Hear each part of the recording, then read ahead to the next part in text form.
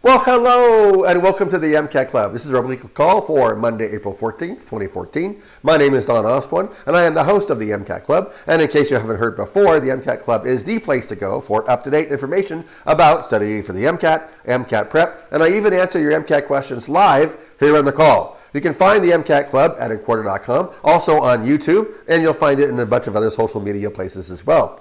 As a medical school admissions consultant, I work with amazing students who really want to get into medical school, but you might be stuck on how to go about packaging yourself and demonstrating that you're a strong and capable candidate to medical schools. My goal is to be the most encouraging and supportive advisor out there so that I can really help you uplift yourself and emphasize your strengths to medical schools in your application, in your process, so they can see exactly how you shine. Today's topic, well, really what I want to do is just take a few minutes, now that we're getting close to the application season, and kind of step back a bit and think about really the overall medical school admissions process. And I want to take it from the point of view of a medical school admissions committee. Okay, so pretend that you're a medical school admissions committee member. You and 6 or 7 of your colleagues are in charge of reviewing, evaluating, and voting on groups of applicants. And every week you meet, you have these conversations, talk about students, vote on them, choose who's going to be accepted and who's not going to be accepted. And as the applicant pool progresses throughout the application cycle, you start to get feedback from application readers and you get feedback from interviewers. And then it's up to you and your colleagues to determine who gets accepted and who doesn't get accepted to medical school. So there are some details that I want for you to consider. Ideally, in a perfect world, your decision making should be super easy.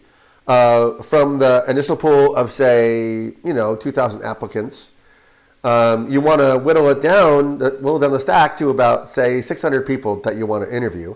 And then from there, you only want to invite, say, 300 with an acceptance letter in order to fill your class of about 100 people.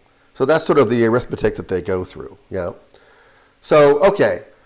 You also have, as a medical school admissions committee, you also have some track record. You know what parts of the country you're more likely to get a student to say yes from. So if a student's coming from one part of the country and you accept them, they're more likely to say yes to you and more likely to show up. And I think that might influence your decision making quite a bit as well. You also might get some sense of a sweet spot, maybe an MCAT score and GPA. Certain students might be more interested in your school with a certain range of MCAT score and GPA. Other students who maybe have a higher or lower MCAT score or GPA may not be as interested. Even though you accept them, they may not be as interested in coming for whatever reason. And this track record of experience might really influence or inform a lot about what you know or what you have to say about particular types of applicants that you're considering enrolling in your program or offering an acceptance to in your program.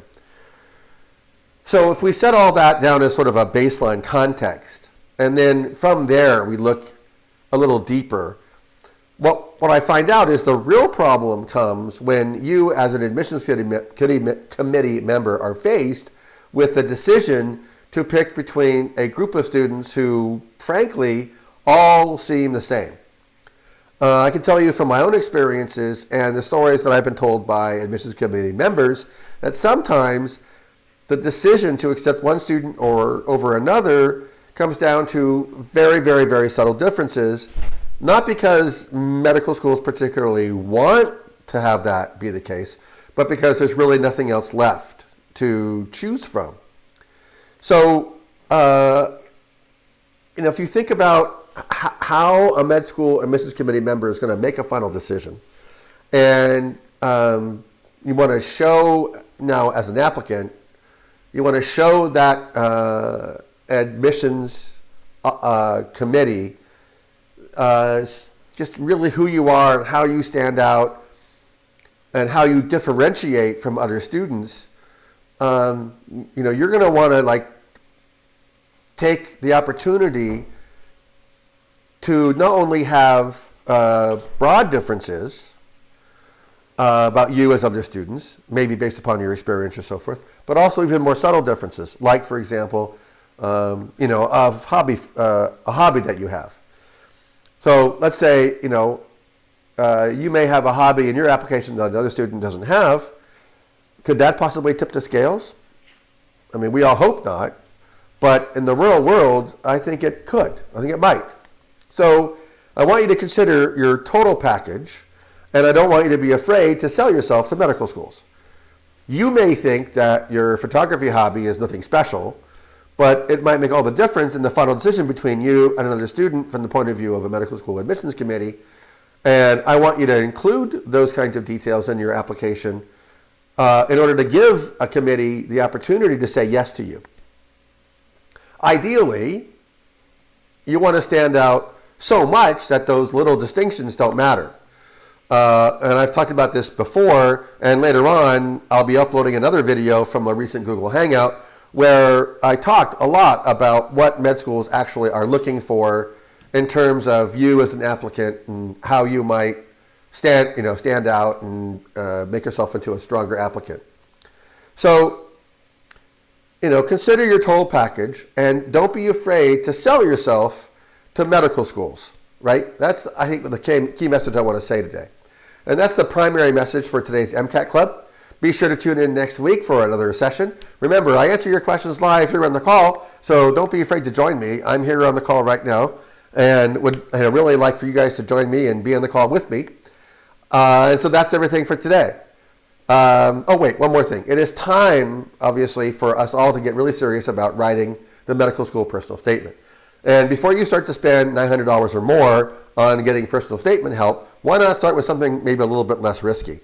My course, called How to Write Your Medical School Personal Statement, is an online video course which is available for only $47.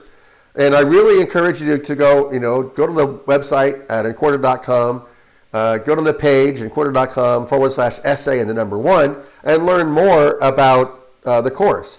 The course is regularly $97, but I have it on a 5-minute special.